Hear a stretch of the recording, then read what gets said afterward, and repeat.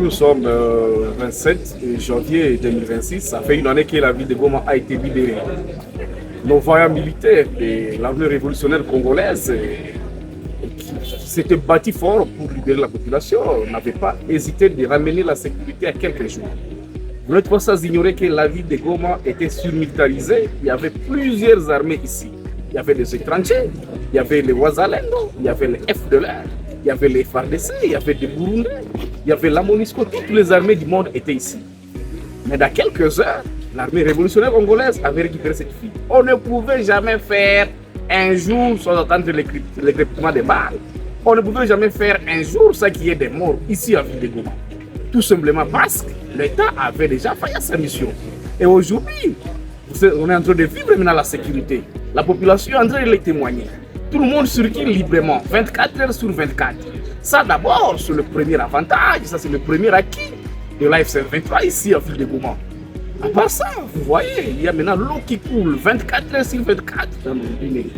Et donc, l'eau qui n'était pas là, alors que nous avons le lac ici à face de nous, la régie des eaux ne pouvait pas les servir à nos portables, la population de Goma. Tout simplement parce qu'il y avait mauvaise gouvernance. Et troisièmement, il y a l'électricité, il y a le courant qui est rétabli.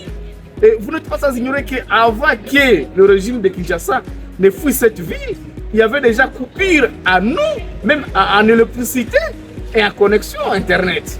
Mais tout marche maintenant normalement. Il y a déjà la cohésion sociale ici, pas seulement à Goma, mais dans toutes les entités qui sont contrôlées par l'AFC M23. Et donc c'est pour vous dire que l'AFC M23 est en train de construire là où le régime de Kinshasa a détruit. L'AFC M23 est en train de profiler des stratégies là où Kinshasa a détruit. L'AFC M23 est en train de redonner l'espoir, la confiance à la population. Voilà pourquoi est-ce que maintenant les activités socio-économiques ont déjà repris. Et les élèves, les écoliers, les étudiants ont déjà repris. Et l'école, les examens d'État se sont passés ici à Goma, vous avez vu. Et donc toutes les activités marchent normalement. C'est pour vous dire que nous sommes en train de vivre cette vie que nous étions en train de penser tous les jours. L'espoir que nous étions en train de penser tous les jours, nous sommes en train maintenant de le vivre. Et donc la population peut témoigner. La population est là. Et tout le monde évolue normalement. On n'entend plus l'écrépement des balles. Plus jamais.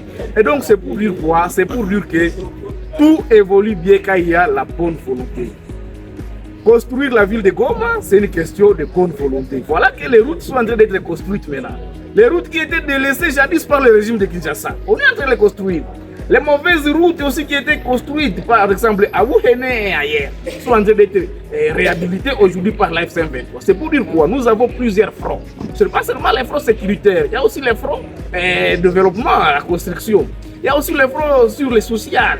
Voilà pourquoi est-ce que nous avons dit que l'AFC M23 est l'unique alternative au problème de la population. C'est aussi pour dire à la population que Monsieur le gouverneur, son excellence Bahati Moussanga et Raston et tous les gouvernements provinciaux Nord Kivu souhaitent le premier anniversaire de la libération de la ville de Goma à toute la population de la province. Nous sommes en 2026.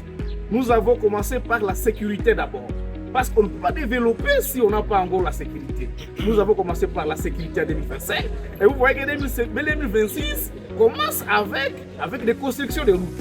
À Massissi, à Lubero, à Rutshuru, à Goma, on est en train de construire partout. Et donc nous allons renforcer encore la sécurité parce qu'on a terminé 2025 avec plus de 90% de la sécurité. Nous allons aller au-delà jusqu'à ça ou ça 10%. Et nous allons continuer aussi la construction de routes.